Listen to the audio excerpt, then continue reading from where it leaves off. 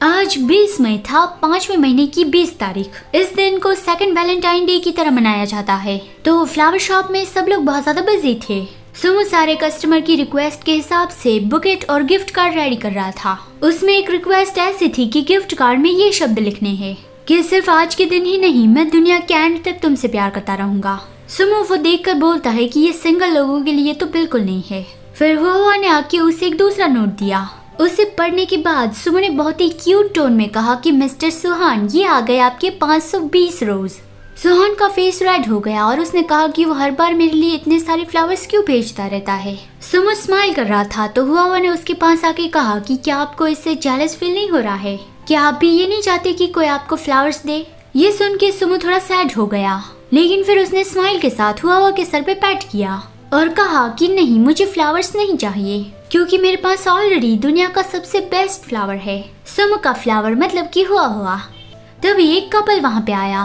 Sumo ने उसका स्वागत किया और पूछा कि आपको किस तरह के फ्लावर्स चाहिए। लड़के ने बताया कि प्लीज मुझे 99 रोज दीजिए।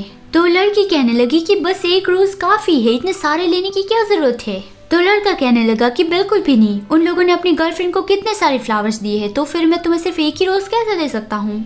लड़की ने कहा कि तुम्हारी ओर से मिला सिर्फ एक ही रोज मेरे लिए काफी होगा। इतना स्वीट कपल देखकर सुमो सोच रहा था कि वो दोनों तो कितने स्वीट है। सुमो को देखकर हुआ समझ गया था।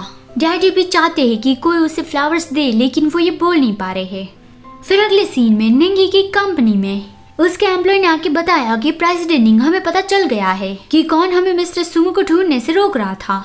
वो शन ग्रुप के प्रेसिडेंट शन लिनशाओ है। निंगी को भी यही लग रहा था कि इसके पीछे उसी का ही हाथ होगा, क्योंकि पहले भी उसकी शन लिनशाओ के साथ आर्ग्यूमेंट हो चुकी थी। लिनशाओ ने कहा था कि सुमो के साथ अब तुम्हारी रिलेशनशिप खत्म हो गई है, तो उससे दूर रहो।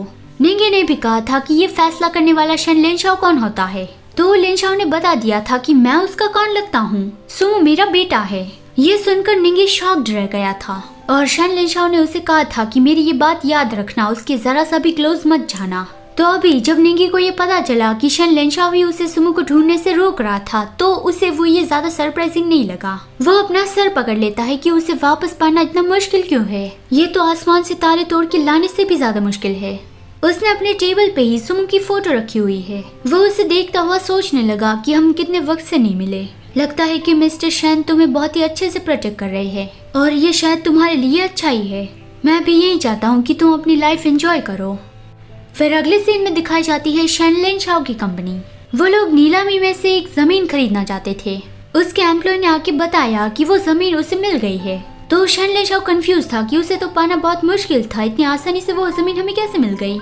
ये उसके लिए खुशी की बात थी कि वो जमीन उसे इतनी आसानी से मिल गई, लेकिन उसका एम्प्लॉय उसे कुछ बताने में हेजिटेट कर रहा था।